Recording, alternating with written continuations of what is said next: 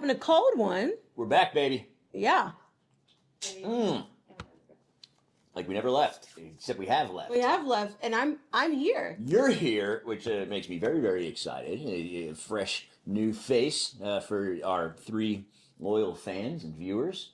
It's been a couple years. Ed has retired. Is that what he did? He rode off into the sunset. He'd be irritated if he heard me say he retired. He did not. His responsibilities have shifted. So, but we got one of my best friends in the world, my partner over here at 3MP, Miss Kenecia Kindler, is gonna sit in that host chair moving forward, and I promise you, no one will be disappointed, all right? So we're going to take some time today to get to know my good friend Kenecia, and as we progress through this journey together, we used to say, Ed and I would say, we had 20% good shit on our little podcast, 80% bullshit. We're going to try to flip it. Kenecia brings the good shit, all right? She brings that good shit, all right? And so, I'll do the bullshit. But Kenecia.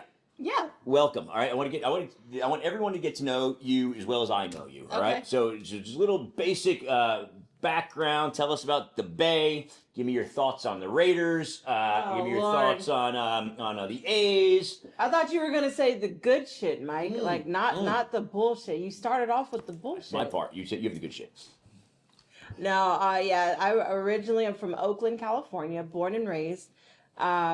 Go Golden State Warriors, I guess. That's all that's kind of left there. Everyone's leaving us. I don't know why everyone's leaving Oakland, but I guess probably the same reason I left. So that's what it is. So did you see the other night, I guess Steve Kerr was talking to Buddy Hield, who plays for him, all right? And Steph Curry was on the bench, and it was between possessions. And Kerr goes, Buddy, you met him? This is Steph Curry. He's the best shooter on the planet. Steph, this is Buddy. Buddy, pass him the fucking ball. I thought it was brilliant. Well, I think right now we're number 5. I want to say I think we're number 5 in the playoffs. So they're doing okay. We're doing all right in the West. But yeah, I grew up obviously in Oakland, California, born and raised. And my parents, we moved out to Stockton, California when I was a small girl. I was about 6 or 7 years old. We moved out to the Valley. So I was going to say, for those of us not familiar with the that's area. The Valley. So when you guys hear people say Valley Girl, like that's part of, there's 2 valleys. There's a valley in the northern part of California. And there's a valley in the southern part of California. So Clueless, I'm not talking about the Clueless Valley. That's southern California. Okay. Like Cher. I'm talking about Cher. So we talked about Clues the other day. So you know Vivian, right? And your little friend Drew. Yes. So for Halloween this year, they're going Cher and Dion. Shut up. That's perfect. I told Amanda that Mikey could put on his KU hat and he could be Paul Rudd. That's perfect. Yeah, so this would be hilarious. That is amazing. And then you could go as the dad, like Cher's dad. That's always like upset and angry. Like you should dress up. Me. I've grown out of that. Come on. But yeah, so the valley, richest soil in the country, by the way. So that's why a lot of things grow there. Some things people may not agree with grows there, but it is, it's good. It's all legal now, ain't it? Yeah, it's legal there. And in your head, it's whatever, But it's a suggestion. So, but I grew up there the rest of my life, and I got into sports early on. Okay. I was big into softball. That's where I started out, being very competitive. My mom wanted me to be a girly girl. My dad wished he had a son. And so somewhere in the middle. Dad won. Yeah. Yeah. And here I am. I ended up being a tomboy.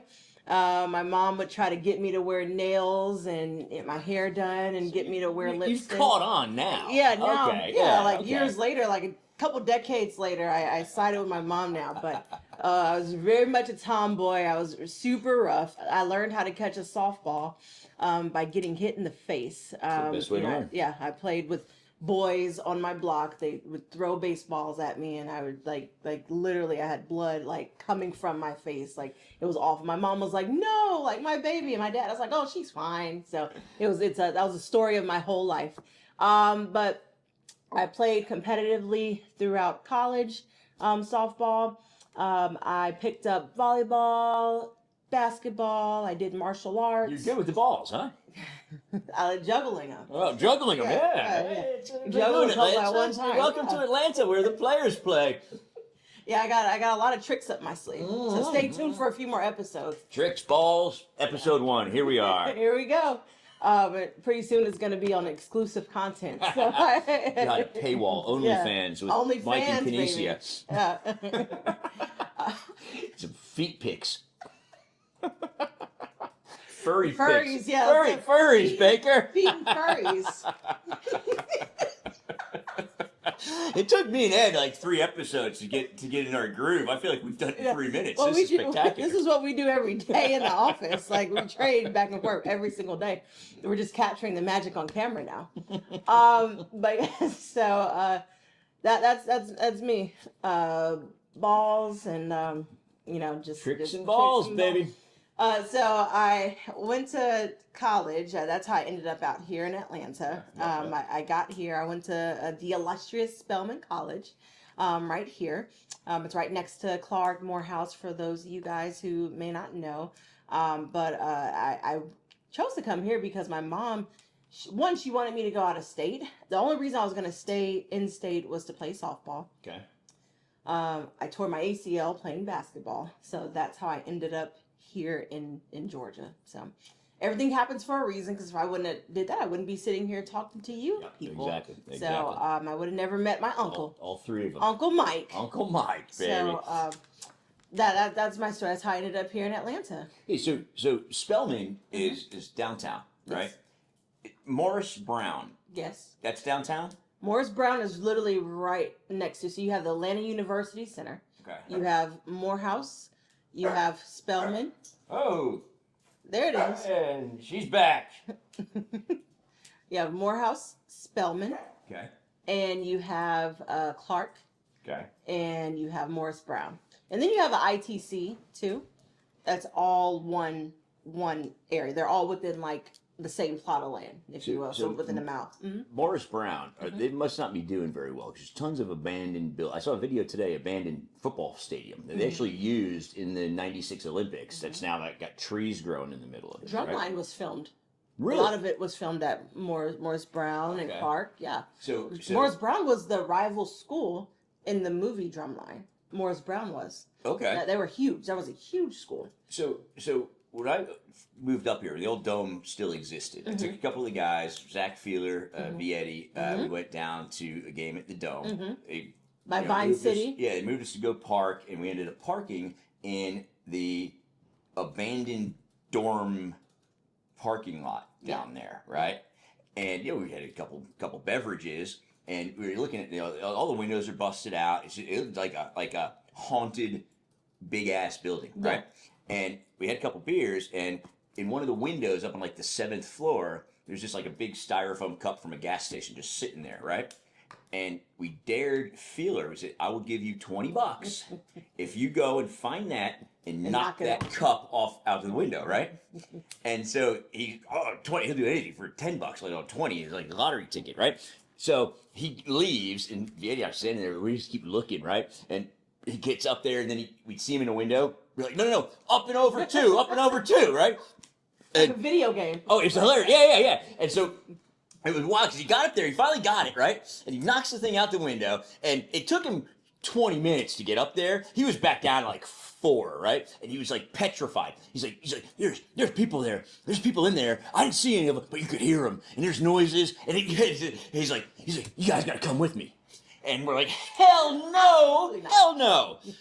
An hour later, our asses are in the stairwell, climbing up through that building. Why? Why did you go? Because we had the beer muscles. Right? We had no fear at this point. That's white right? people shit. Stupid white people stuff. Yeah. So and it was spooky, right? Stairwell's pitch black, right? And then you get up into the hallway. Some of them are pitch black. Some of the doors all the windows are busted, right? So it's colder than hell. We went all the way up to the roof. And so now we're on the roof of this dorm. You can see you see the stadium, see everything. There's mattresses up there. So they have a full. People are living in that squatters. Yeah, 100%. Homeless people are living in there. Well, they're not homeless people. They're just. They have a home. They're displaced. That's their home. What is? Oh no, hold on. You can't say homeless anymore. Yeah, displaced. No, but what was the other word? Housing challenge. Housing check. No, it wasn't that. Oh. Shoot, I got to figure that out. But anyway, there's a new word for that. There's a lot of words that we can't say anymore They're that Ed and I squatters. may have They're- said. they're Squat. Yes, squatters. they're squatting. They yes. legally cannot be moved out of there. Legally. I don't know. Like that, no, they have squatters' rights. You never heard, so squatters' rights.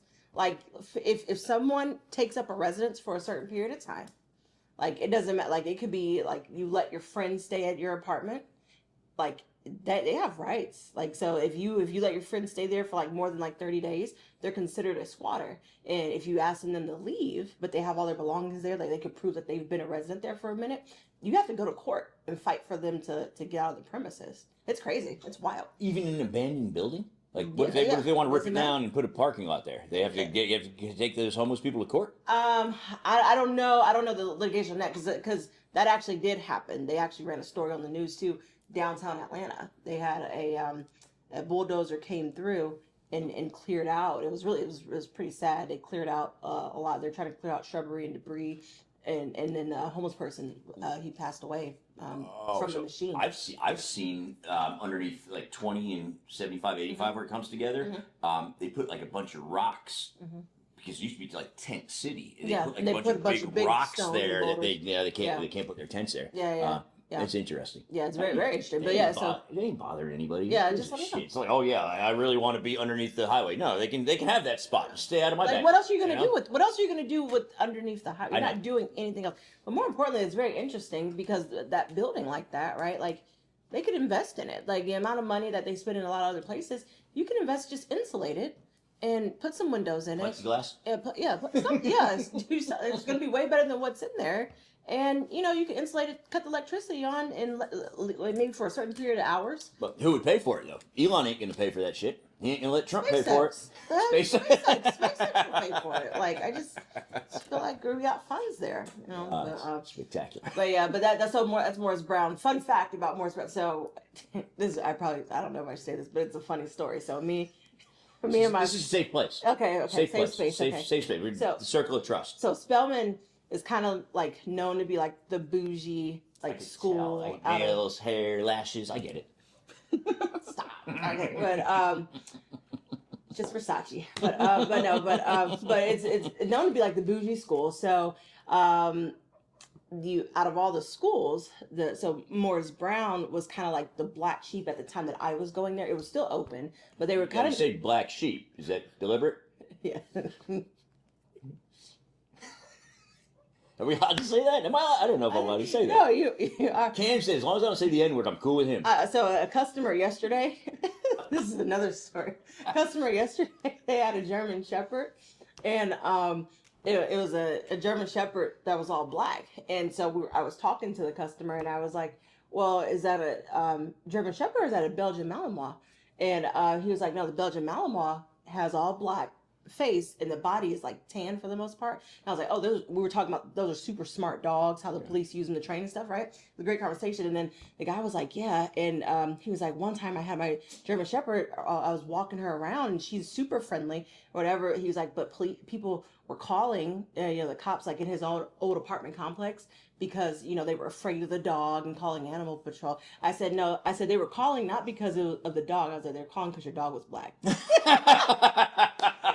And then the customer lost it. Trainee lost it. Lou walked away from me. He was like, "I'm leaving."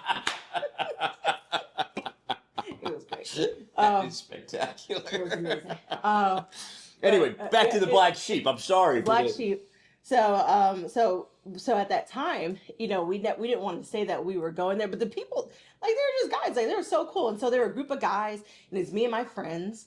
And, the guys, we were walking, there's a thing called the Strip, the Promenade, and it runs through all the campuses. Okay. Connects Spelman, Clark, Morehouse. And at the end of it, to the right, is Morris Brown. So if you walk through the Strip, you could meet. So they were sitting on the Strip. We met them, and after we met them, they were cool. They were like, "Hey, y'all want to come back play spades? All that." So I was like, "Of course, we're the black. black poker. That's the black, yeah, Yeah. rite of passage. If Yes, you're black, yes, you have yes. to know how to play spades. Yes. And if you don't know how to play spades, no one claims you. You're like shunned. You don't get invited to the Black barbecue. sheep. The black sheep. You're the black sheep. Yes, exactly. That's where it comes from. So you can't not know how to play spades. So I was like, okay, cool. So we went and hung out with them, but at first we didn't know that they went to Morris Brown, and we started walking. They were like, yeah, let's go to our door. So they started taking off.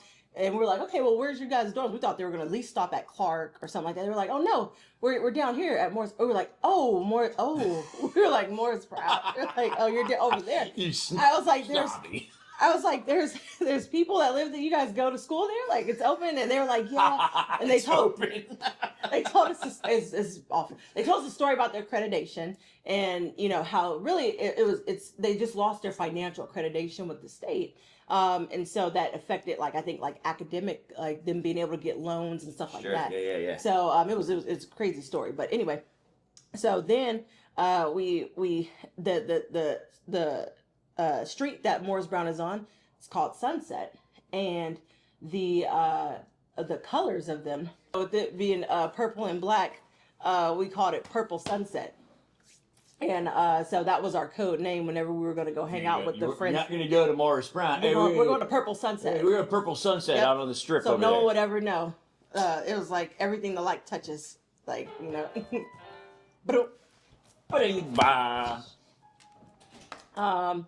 yeah, so down at Sunset, Purple Sunset. Purple Sunset. Love it. Yep. So that's what we would say when we say we're going to go hang out with them. So yeah, but that was fun. It was a good time, fun time. Let's see, I played saxophone, played an instrument there, sorority, Tau Beta Sigma, National Honorary Band sorority, shout out, to the sorors. There you go. I played, the baritone saxophone, played the alto, for the jazz ensemble. So that was cool. I helped charter that at Spelman. It wasn't at Spelman before, so I was a charter member there. I joined the National Council for Negro Women, Young Democrats of America, so I was pretty involved, and I played softball at Spelman. So yeah, hell yeah. So it's interesting. You're in the band, played all those instruments, right? Mm-hmm. So it's a generational difference, or it's a cultural difference where I grew up. To you're several years younger than me, different generation than I am, right? And then I get Mikey and Vivian, and Mikey. He's a baseball player. He's doing MMA now, right? He's been working here. He's 14. He's working here. He's really good at it. Yeah. He is also a trumpet player in the school band. He is the host of the yearly talent show at the middle school, and he's in the school play Moana, and he is in the chorus. Yeah, so right. Everything. And so it's crazy because we were so narrow-minded, like the arts weren't something that athletes and tough guys did, It was like you're a nerd if you did. or drama geek, and so I wanted to grow up and be Michael J. Fox. I was like, I wanted to be Marty McFly, but I can't be in drama. You would be cool. We severely, how are you gonna pull girls? I know, exactly, right? Yeah. So we severely limited ourselves just based on the generation. Maybe New York was different. I don't know if it was that way all over the place, but there was no chance in hell if I had an option, I was gonna be playing a clarinet or dancing in a show, no, like, oh, I'm gonna play football. I'm not putting my mouth on any 100 instrument. pounds, exactly. Put something horn in my mouth. Get out of here. That's gay. Like it's terrible. So, but I'm happy. So your generation started to see the shift, and So it was interesting. It is interesting because you watch movies and movies from the 80s, 90s. Everybody's really separate. They're segregated. That's how all those cliques. So that's how. I guess probably for my parents too. It was similar, but I think probably maybe my generation is where it started to everybody more started acceptable to shift. and integrated. Yeah, that's cool. Yeah, the goth kids hang out with the preppies, you had the jocks, you had the drama, you had the band kids, you had the math kids, the foreign kids. It was very, very, very that part of the camp. Don't sit over there. That's where the band guys sit. Yeah. So that's very. So what table did you sit at, Mike? So I'll tell you. I sat at a table. I had some degenerate friends, right? And so I wish I had a quarter. So we would eat our lunch, and then we played this game with quarters, right? Where you sit at the lunch table. And Oh, you have to do it? You spin have to put You your have to knuckles. spin it. Oh. Yep, you spin it, and then the next set have to keep it spinning. If you screwed it up, you had to put your knuckles on the table, Yep. and then you And you flick as the hard quarter. as you can. Yeah, at the knuckles. So Yep. we would sit there, eat quickly, do that for 30 minutes or however long we had. And bell rings, go to the next class. We'd leave blood all over the tables. Our hands would be bloodied up every single day. And it got bad because it would bleed, and then the next day you'd get hit in the same knuckle and it'd bleed all over again. Yeah. So that was the table I sat at, Okay. which, who knows? Just causing issues, causing problems. Did you guys? You were the kid that got kicked out of class. I feel like, did you get kicked out of class? I got kicked out of class. I was really good in school. I was really good. I got really good grades. I got kicked out of class once in 8th grade. I was goofing off. I don't remember what I was doing. I was talking or I was making fun. I don't know. My teacher was Mr. Pellegrino, right? Solid dude, old Italian guy. And he booted me out of class, right? And I'm like, shit. I'm like, oh, don't call my dad. Another solid Italian dude, but he whooped my ass, right? And so I sat out there in the hallway. And I forget who walked by, a principal or assistant. What are you doing? You got in trouble? And they were surprised I got in trouble. And Mr. Pellegrino, once he gets the rest of the kids doing work, he comes out. He's tall. I'm a little guy in 8th grade. He looks at me. He goes, you're a better kid than that. You stop acting that way. If I ever see you act that way again, you're not going to want to see what happens. And he just he gave me the, I'm really disappointed in you shit. Yeah. I never did it again. Never did it again. Mr. Pellegrino. He don't remember me, I imagine, if he's still alive. I don't know. He changed how I viewed myself. Oh, okay, maybe I am a decent human being. I'm not a total fuck up. So yeah, I was pretty good in school. There's one time where I felt the most. I disappointed my teacher the most. It was 4th grade. Her name was Miss Honey. No, not Miss Honey. That's the difference between girls and boys. Not the drug. That's the difference between girls and boys. 4th grade, I have zero social awareness, zero emotional awareness. That anything's wrong. Yeah. 4th grade, it's like, when's gym? When's lunch? When's gym again? That's it. But go ahead, Miss Kelly. Miss Kelly. Miss Kelly. Shout out to Miss Kelly if you ever see this. She was amazing. She was an amazing teacher. So Miss Kelly, she was so sweet. So what she used to do was have treats, and she used to give us now and laters, Jolly Ranchers, sweet tarts and stuff for doing good, answering questions in class. She would throw candy at us and stuff, right? So this is how greedy I was. So the greed and the big backness started really early on. So I've heard that late. I don't know what that means necessarily. You don't know what big back context clues. I'm starting to figure it out. You know what big back means? It means you eat a lot. It means you're greedy. It doesn't necessarily mean the nature of how big you actually are in real life. So like Kenecia, Lou's called Kenecia a big back, and she's smallest thing. She's as big as this, right here, yeah. So a big back is just an expression, right? It's a way of life. Okay. So Anissa said it about herself yesterday. I'm like, I'm so big back. Yeah, it's not it's an embodiment. It's like I'm embodying big back behavior. Okay. In Italian, I don't know if I wouldn't even know how to spell it. Don't be a scustamad. Okay. And so I wouldn't know how to spell it. I don't know if I'm pronouncing it right, but that's Mikey is being a big back. Oh, scustamad, leave some for everybody else. Yeah. Okay. So next time you can call him a big back. Okay. And you'll catch him. He'll probably know. Okay, got it. And then if you want to get even closer, you could turn it into a noun. Big backtivities, so it's putting activity and big back together. So those are a lot of big backtivities over there. Especially if I see someone stacking their plate really high, I'm like, those are big backtivities. Big backtivities. So what we did, me and it was one of the guys. I think it was a guy named Jamari Montgomery. We were in 4th grade, and so she would dismiss us for recess. Jamari Montgomery. Yeah. You know it's fucking Jamari Montgomery. Yeah, Jamari, you fucking big back motherfucker. So it was Jamari Montgomery, and it was me. So what we would do is after she dismissed us, we would go back into the class and act like we were getting something for PE or something like that. And then we would wait when she would cut the lights off, and we would duck down, and she'd forget we were in there. and we would go and we would clean out all the candy. We would like take like handfuls of candy out of her desk in her drawer, and we would put them and hide them in our backpack and stuff. And then we would like sell them to the kids, and so we would eat them, and then we would sell them to some of the kids. They didn't know where we got it from. Entrepreneur. Yeah, entrepreneur. Entrepreneur. Early on, you know, I saw opportunity and I took it. I would tell you about some of my entrepreneurial ventures, but I don't know what the statute of limitations is on some of these things. So Well, I think we're outside of it, Mike. I don't. I mean, what, you call me old? Yeah, I know. You're just seasoned.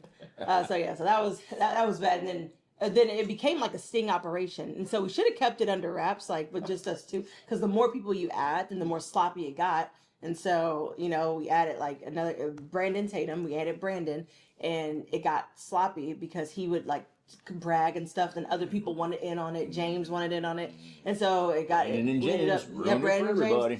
We had ruined it, and so Miss Kelly ended up catching us, and she said she was so disappointed in me, and that killed me to the core. I was like, oh my god, and she was such a sweet teacher. She was so sweet. I was like, dang, and my mom didn't even have to give me a whooping. I was so mad. Like I was like, I'm gonna punish myself. I was like, you get here, just take my PlayStation. I was like, I don't deserve it. You know, kids, adults, we fuck up, but recognizing it and being disappointed in yourself, good parenting. Good parenting doesn't mean they ain't gonna make mistakes. It means that when they do, they realize that they didn't really win. So that's good shit. Well, Kenecia, I think this was a spectacular introduction. Yeah. I can't wait to peel back the layers of this onion here, and then we'll start to include some of the team, and we'll get to know some of those guys as well. We're gonna start a new era, a new generation over here, and very excited to be a part of it. I'm happy that you had me here today. I'm so excited to be here today. Thanks, Mike. We got off to a running start. I feel it was a sprint, right, Baker? I mean, that was good. All right. Well, I tell you what, we laughed a lot, right? And it's only funny because it's all true.